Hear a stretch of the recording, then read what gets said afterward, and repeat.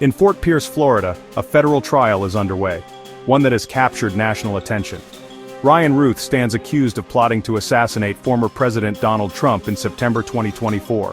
What sets this trial apart? Routh is representing himself, facing off against seasoned federal prosecutors. Judge Aileen Cannon has allowed Routh to act as his own attorney, with standby lawyers on hand if needed. Routh will question witnesses, make arguments, and defend himself against charges that could mean life in prison. Jury selection began Monday, with Routh personally questioning potential jurors about their backgrounds and beliefs. The stakes are enormous. A conviction could mean a life sentence. Every move Routh makes in court is under intense scrutiny, as he navigates this legal minefield alone. The world is watching to see if one man, untrained in law, can stand against the full force of the U.S. government. The outcome of this trial could reverberate far beyond the walls of the Fort Pierce courthouse. The indictment against Routh is severe: attempted assassination of a major presidential candidate, assaulting a federal officer, and multiple gun violations. Prosecutors allege Routh took concrete steps to kill Trump, including being found near his golf course with a rifle. When confronted by a Secret Service agent, Routh allegedly aimed his weapon, escalating the charges. The gun charges include possession of a firearm with an obliterated serial number, suggesting premeditation and an attempt to cover his tracks. Each charge carries heavy penalties, but the assassination attempt alone could mean life in prison. Routh has pleaded not guilty, forcing the government to prove every element of every charge beyond a reasonable doubt. If the jury isn't unanimous, Routh could walk free on that count.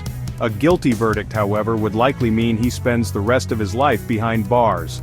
Beyond federal charges, Routh also faces separate state charges, including terrorism, in a different court. The stakes for Routh, and for the justice system, could not be higher.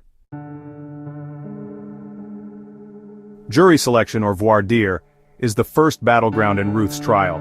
Routh himself questions potential jurors, probing for biases about guns, politics, and Trump.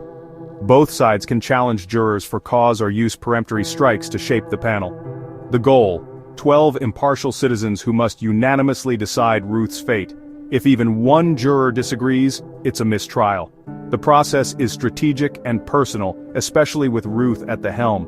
Once selected, the jury holds absolute power over the verdict. Their decision must be based solely on the evidence, nothing less. Judge Aileen Cannon presides, ensuring fairness and order in a trial under intense scrutiny. Routh's team tried to have her removed, citing her previous Trump case, but she remains on the bench. Prosecutors allege Routh's plot was meticulously planned, from seeking anti-aircraft weapons to surveilling Trump's flights. The most damning evidence may be a letter titled "Dear World," in which Routh allegedly confesses regret for failing to kill Trump. If authenticated, this letter could be a window into Routh's intent. The government's case hinges on this document, witness testimony, and evidence of Routh's preparations. Judge Cannon will decide what evidence the jury sees and instruct them on the law. Every ruling she makes could shape the outcome. The trial's integrity rests on her impartiality and the strength of the evidence. The Routh trial is about more than one man. It's a test of democracy and the rule of law. The case highlights the dangers of political violence and the importance of protecting democratic institutions.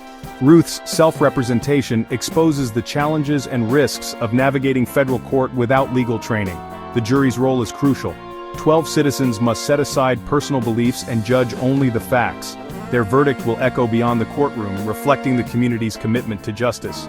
This trial forces us to confront extremism, the limits of self-representation, and the responsibilities of citizenship. Whatever the outcome, the proceedings will be studied for years as a defining moment in American justice. In watching this case, we witness the safeguards and the vulnerabilities of our democracy.